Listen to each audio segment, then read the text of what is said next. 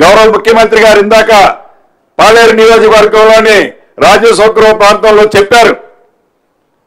ఏదైతే నష్టపోయిన ప్రతి వారికి తప్పకుండా ఈ ప్రభుత్వం అండదండలుగా ఉంటుంది. ఇందాక ముఖ్యమంత్రి గారు మేము ఉప ముఖ్యమంత్రి గారు లోని ఇంట్లోకి వెళ్ళి చూసాం. మొత్తం వారు గడిచిన 10-15 సంవత్సరాలలో అన్నం తిని తిరక వాళ్ళ పిల్లల భవిష్యత్తు కోసం ఏదైతే సంపాదించుకున్న ఆ సంపాదన అంతా నీటిమయమైన వాస్తవం.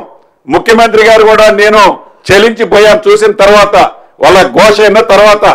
గౌరవ ముఖ్యమంత్రి గారు కూడా సిరన్న మనం ఎంత చేసినా తక్కువే, ఇక్కడ ఏది ఇచ్చినా తక్కువే, తప్పకుండా వీళ్ళని ఆదుకోవాల్సిన అవసరం ఉంది. అవసరమైతే ఏది ప్రతిపక్షంతో సహా కేంద్రం దగ్గరికి మనందరం పోదాం. కేంద్రానికి ఈ రాష్ట్రంలో జరుగుతున్న పరిస్థితిని వివరిద్దాం. ఈ రోజు ఏదైతే ఈ ఉపద్రవం వచ్చిందో తప్పకుండా కేంద్ర ప్రభుత్వం నుంచి కూడా సహాయం తీసుకోవడానికి మనం వెనకడుగు వేయొద్దని ఉప ముఖ్యమంత్రి గారికి, నాకు, తుమ్మల గారికి చెప్పుకుంటూ వస్తున్నారు.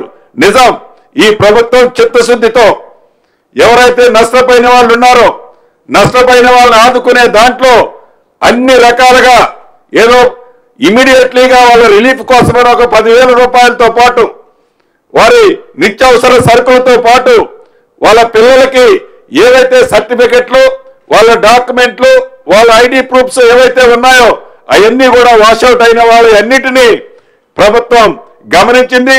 వాళ్ళు ముఖ్యమంత్రి గారు నోటీసుకు కూడా తీసుకెళ్లారు. ఒక్క రాజశేఖర ప్రాంతంలోనే కాదు, ఈ రాష్ట్రంలో ఎక్కడ ఇటువంటి పరిస్థితి వచ్చినా ఈ ప్రభుత్వం స్పందించుద్ది. ఇది పేదోళ్ల ప్రభుత్వం, ఇది ఇందిరమ్మ ప్రభుత్వం, పేదోళ్ల కోసం చేసే ప్రభుత్వం. అధికారులు కూడా ఇంతకుముందు తుమ్మల గారు చెప్పినట్లు ఇప్పటిదాకా కష్టపడ్డారు, తప్పకుండా కష్టపడ్డారు.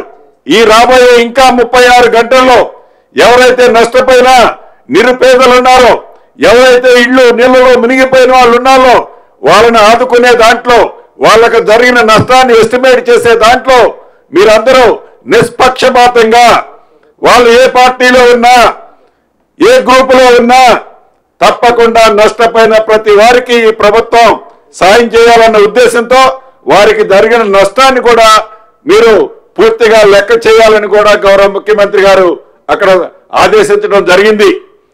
ఇదంతా ఇట్లా ఉంటే తప్పకుండా మీరందరూ ఈ రాబోయే రెండు రోజులు ఏదైతే నష్టపడ్డ ప్రాంతంలో అది ఎలక్ట్రిసిటీ కానీ, నీటిపారుదల కానీ, తాగునీరు కానీ, పంచాయతీరాజ్ R&B కానీ, ఇంకా ఇతర శాఖలు ఏవైతే ఉన్నాయో ఆ శాఖలన్నీ యుద్ధ ప్రాతిపదిక మీద, ఇందాకనే చెప్పారు తుమ్మల గారు బట్టి గారికి డబ్బులు ఇచ్చేది మీరు కాబట్టి అని.